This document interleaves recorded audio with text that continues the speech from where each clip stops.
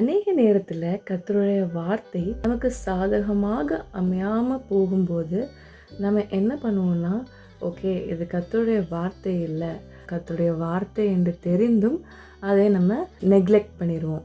அதை நம்ம ஒரு பொருட்டாக நம்ம எண்ணுவது கிடையாது. ஆனால் கர்த்தராகிய இயேசு கிறிஸ்து அவரது முதலாம் அற்புதம் கானா ஒரு கல்யாண வீட்டில் செய்யும்போது அவருடைய தாயார் உதவி கேட்டு வந்தவர்களுக்கு சொன்ன காரியம் என்னவென்றால், அவர் உங்களுக்கு என்ன சொல்லுகிறாரோ அதன்படி செய்யுங்கள். ஆமென்.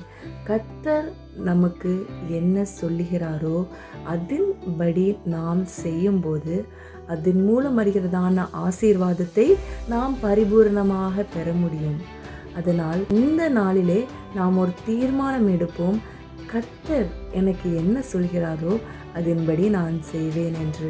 கர்த்தருடைய வார்த்தை நமக்கு நேராக வரும்போது அது பாடல் மூலமாக இருக்கலாம், நாம் செய்தி கேட்கும் வேலையாக இருக்கலாம். கர்த்தருடைய வார்த்தையை பேசும்போது அதற்கு செவி கொடுக்க வேண்டும். அதற்கு மாறாக இது எனக்கு கர்த்தர் கொடுக்கிற வார்த்தை இல்லை என்று அதை உதாசீனப்படுத்தாதபடிக்கு கர்த்தருடைய வார்த்தையை ஏற்றுக்கொள்வோம். அதன் மூலம் வருகிறதான பரிபூரண ஆசீர்வாதங்களை பெற்றுக்கொள்வோம்.